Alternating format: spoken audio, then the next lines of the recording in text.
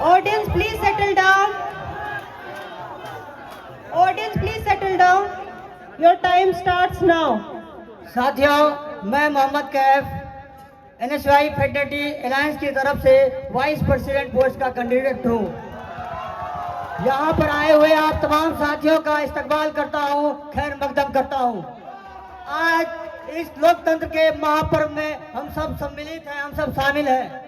साथियों, इस मंच से हमारे साथी जिसको जेल के सलाखों के पीछे रखा गया है, हमारे साथी उमर खालिद, सरजील इमाम, गुलफा फातिमा जैसे अनेक साथियों जो इंसाफ की लड़ाई लड़ रहे थे, उन्हें जेल के पीछे रखा गया है, उनको मैं अपनी सॉलिडरिटी पेश करता हूँ।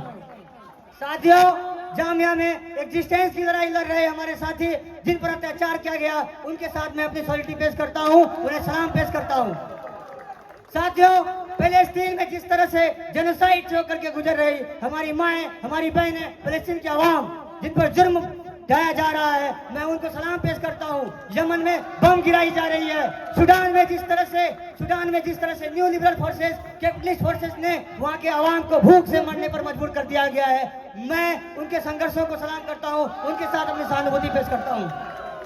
साथियों, ये देश में जो फांसीवादी सरकार है, देश में जो तानाशाह सरकार है, ये 12 माइनॉरिटियों पर अटैक करने का काम किया है, SC/ST पर अटैक करने का काम किया गया है, खासकर मुसलमानों पर। जिस तरह से वक्फ अमेंडमेंट बिल ला करके इन्होंने मुसलमानों के एग्जिस्टेंस पर हमला किया है, मसाजिद पर, मदरसे पर, खानकाहों पर, कब्रिस्तानों पर अटैक करने का काम किया है, इसे कंडेम करते हैं इस मंच से।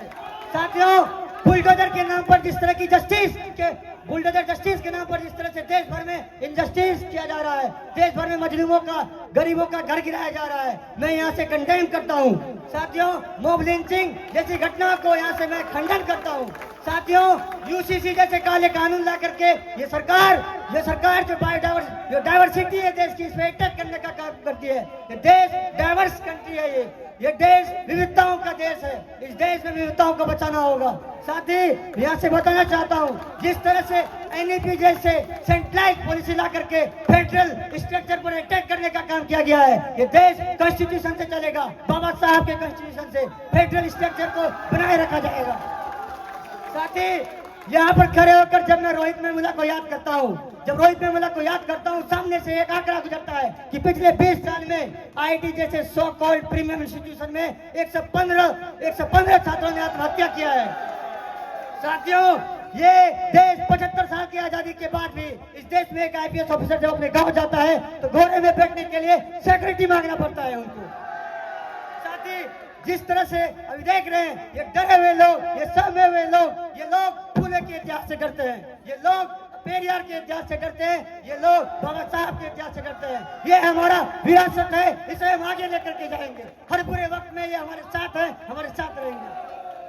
साथियों, जेंडर जस्टिस की बात, जिस तरह से पूरे देश में अभी महिलाओं पर अत्याचार हो रहा है, जिस तरह से मणिपुर में हमने देखा, मणिपुर को जलते हुए छोड़ दिया गया, जिस तरह हमने देखा कैंपस में भी जो वुमेन सिक्योरिटी को लेकर के एक बड़ा मसला चल रहा है, हम लोग देखते हैं। और ये हमारे कुछ साथी GS केस की लड़ाई लड़ते लड़ते IC के चुनाव में चले जाते हैं, यहाँ से मैं कंडेम करता हूँ।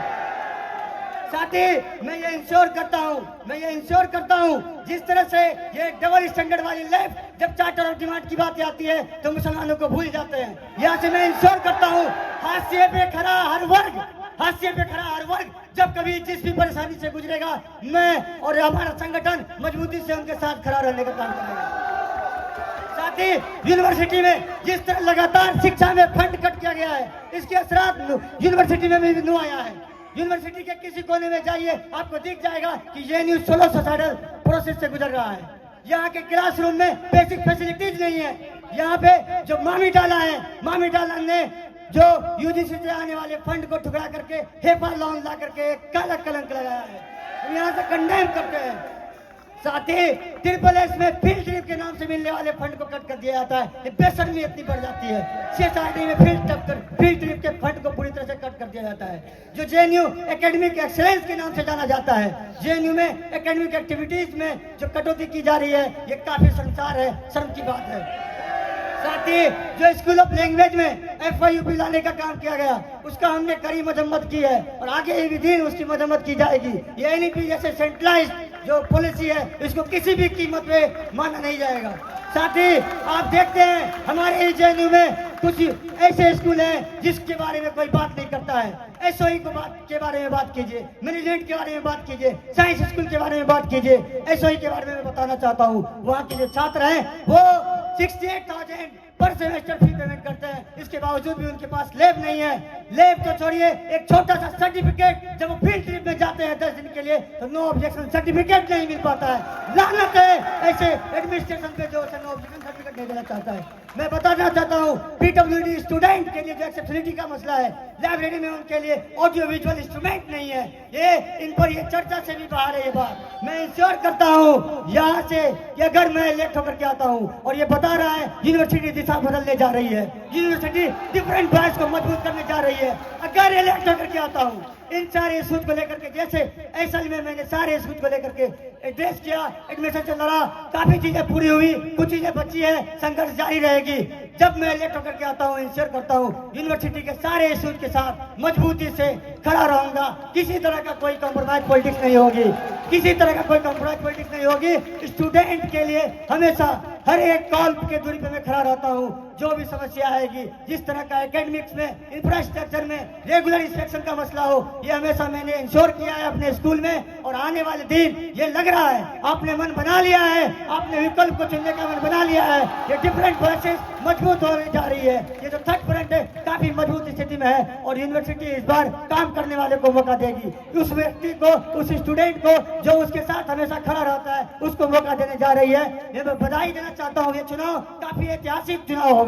मैं यहीं से अपनी बात खत्म करता हूँ। अपील करता हूँ आपके बीच से वो लोग जो आपके लिए संघर्ष करते हैं उसको मजबूत करिए, उसकी आवाज को मजबूत करिए। वो आपकी आवाज बनकर देश में, दुनिया में जहाँ कहीं जरूरत पड़ेगी, जहाँ कोई संघर्ष कर रहा होगा उसके साथ खड़ा होगा। मैं यहाँ से इंश्योर करता हूँ जिस तरह के दुनिया के किसी कोने में, देश के किसी कोने में जो भी संघर्ष कर रहा वर्ग, जो भी संघर्ष कर रहा वर्ग, उसकी आवाज को छीनने की जो कोशिश की जा रही है, मैं उनकी आवाज बनने का काम करूंगा। इनकलाब जिंदाबाद।